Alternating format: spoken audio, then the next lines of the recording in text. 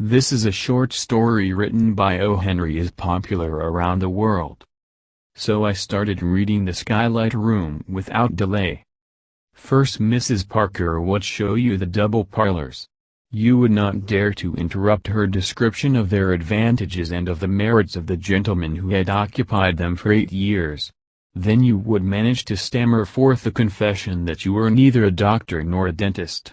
Mrs. Parker's manner of receiving the admission was such that you could never afterward entertain the same feeling toward your parents, who had neglected to train you up in one of the professions that fitted Mrs. Parker's parlors.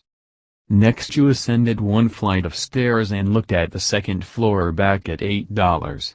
Convinced by her second-floor manner that it was worth the $12 that Mr. Toosenberry always paid for it until he left to take charge of his brother's orange plantation in Florida near Palm Beach, where Mrs. McIntyre always spent the winters that had the double front room with private bath, you managed to babble that you wanted something still cheaper.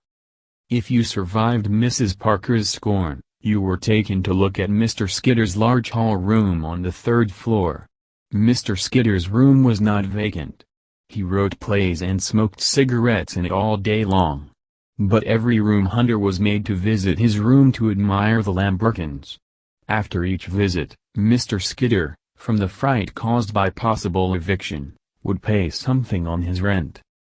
Then if you still stood on one foot, with your hot hand clutching the 3 moist dollars in your pocket, and hoarsely proclaimed your hideous and culpable poverty, nevermore would Mrs. Parker be cicerone of yours. She would honk loudly the word Clara. She would show you her back, and march downstairs. Then Clara, the colored maid, would escort you up the carpeted ladder that served for the 4th flight, and show you the Skylight Room. It occupied 7 by 8 feet of floor space at the middle of the hall. On each side of it was a dark lumber closet or storeroom. In it was an iron cot, a washstand and a chair. A shelf was the dresser. Its 4 bare walls seemed to close in upon you like the sides of a coffin.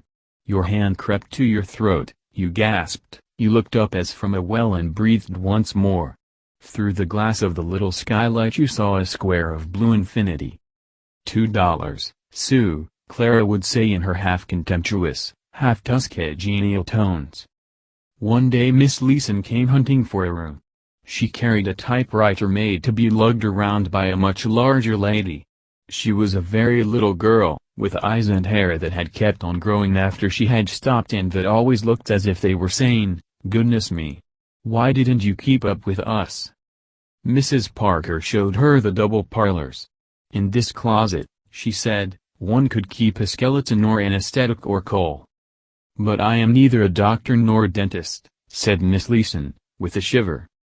Mrs. Parker gave her the incredulous, pitying, sneering, icy stare that she kept for those who failed to qualify as doctors or dentists, and led the way to the 2nd floor back.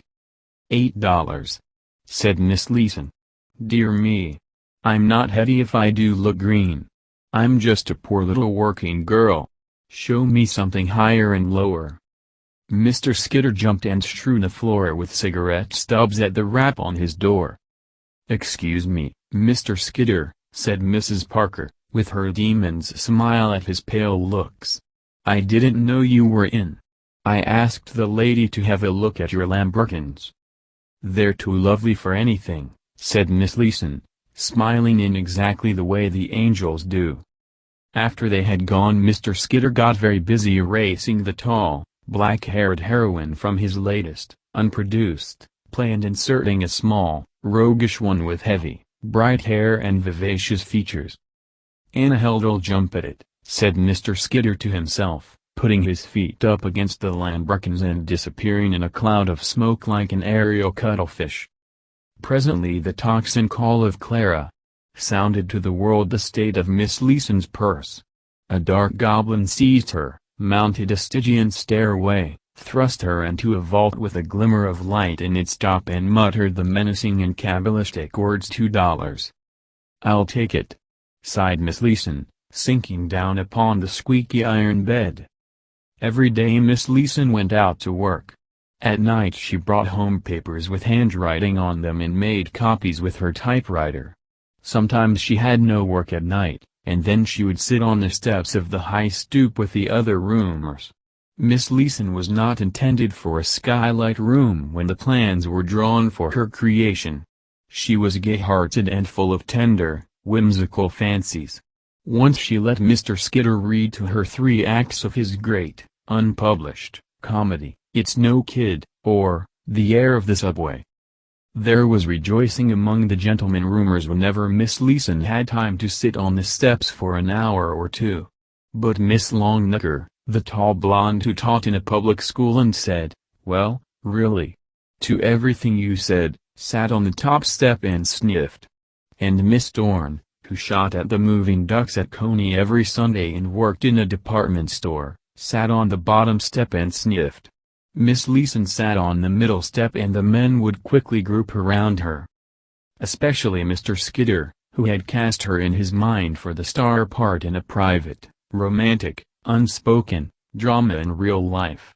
And especially Mr. Hoover, who was 45, fat, flush and foolish. And especially very young Mr. Evans, who set up a hollow cough to induce her to ask him to leave off cigarettes.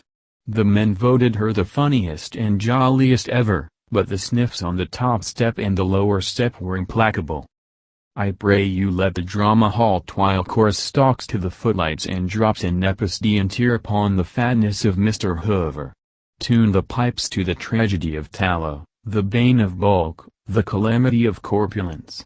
Tried out, Falstaff might have rendered more romance to the ton than would have Romeo's rickety ribs to the ounce. A lover may sigh, but he must not puff. To the train of Momus are the fat men remanded. In vain beats the faithless heart above a 52-inch belt. Avaunt, Hoover. Hoover, 45, flush and foolish, might carry off Helen herself. Hoover, 45, flush, foolish and fat as meat for perdition. There was never a chance for you, Hoover. As Mrs. Parker's roomers sat thus one summer's evening, Miss Leeson looked up into the firmament and cried with her little gay laugh. "Why, there's Billy Jackson. I can see him from down here, too." All looked up, some at the windows of skyscrapers, some casting about for an airship, Jackson guided. "It's that star," explained Miss Leeson, pointing with a tiny finger. "Not the big one that twinkles, the steady blue one near it. I can see it every night through my skylight. I named it Billy Jackson." "Well, really?" said Miss Longnecker. "I didn't know you were an astronomer, Miss Leeson." "Oh, yes," said the small stargazer, "I know as much as any of them about the style of sleeves they're going to wear next fall in Mars." "Well, really?" said Miss Longnecker. "The star you refer to is Gamma, of the constellation Cassiopeia. It is nearly of the second magnitude, and its meridian passage is—" "Oh," said the very young Mr. Evans, "I think Billy Jackson is a much better name for it." "Same here," said Mr. Hoover, loudly breathing defiance to Miss Longnecker. "I think Miss Leeson has just as much right to name stars as any of those old astrologers had." "Well, really?" said Miss Longnecker. "I wonder whether it's a shooting star," remarked Miss Dorn. "I hit 9 ducks and a rabbit out of 10 in the gallery at Coney Sunday." "He doesn't show up very well from down here," said Miss Leeson. "You ought to see him from my room.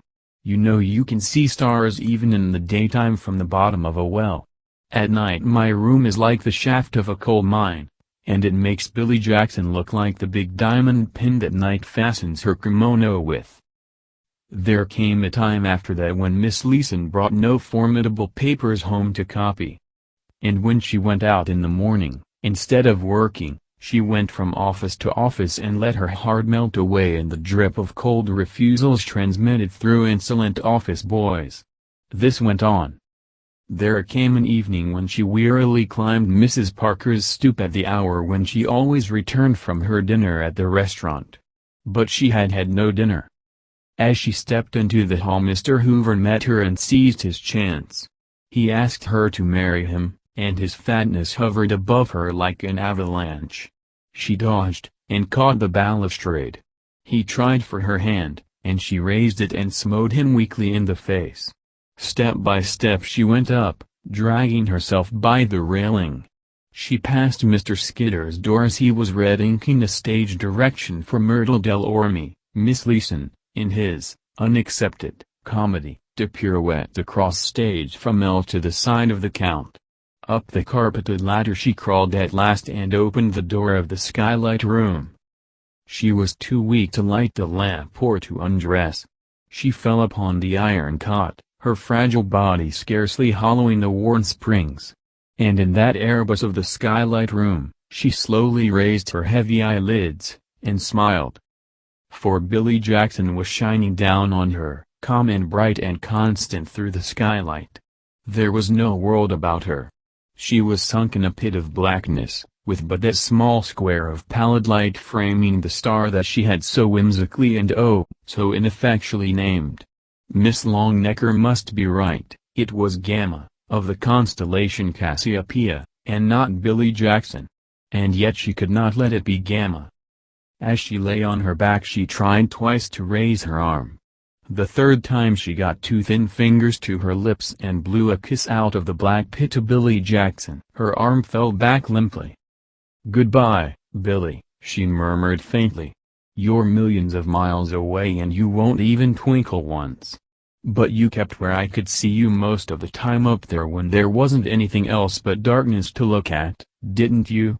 Millions of miles. Goodbye, Billy Jackson." Clara, the colored maid, found the door locked at 10 the next day, and they forced it open. Vinegar, and the slapping of wrists and burnt feathers proving of no avail, someone ran to phone for an ambulance. In due time it backed up to the door with much gong clanging, and the capable young medico, in his white linen coat, ready, active, confident, with his smooth face half debonair, half grim, danced up the steps. "Ambulance call 249, he said briefly. "What's the trouble?" "Oh, yes, doctor," sniffed Mrs. Parker, as though her trouble that there should be trouble in the house was the greater. "I can't think what can be the matter with her. Nothing we could do would bring her to. It's a young woman, a Miss Elsie, yes, a Miss Elsie Leeson. Never before in my house." "What room?" cried the doctor in a terrible voice, to which Mrs. Parker was a stranger. "The Skylight room." Evidently the ambulance doctor was familiar with the location of Skylight rooms. He was gone up the stairs, 4 at a time. Mrs. Parker followed slowly, as her dignity demanded. On the first landing she met him coming back bearing the astronomer in his arms. He stopped and let loose the practiced scalpel of his tongue, not loudly.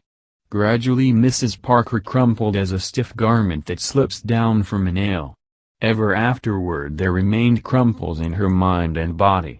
Sometimes her curious roomers would ask her what the doctor said to her. "Let that be," she would answer. "If I can get forgiveness for having heard it I will be satisfied."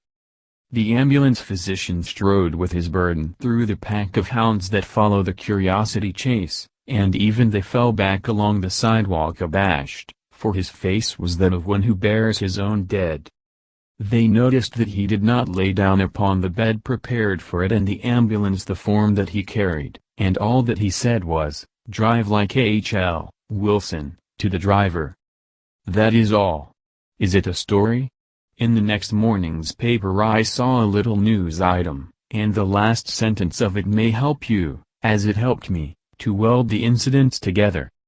It recounted the reception into Bellevue Hospital of a young woman who had been removed from number 49 East Street, suffering from debility induced by starvation. It concluded with these words. "Dr. William Jackson, the ambulance physician who attended the case, says the patient will recover,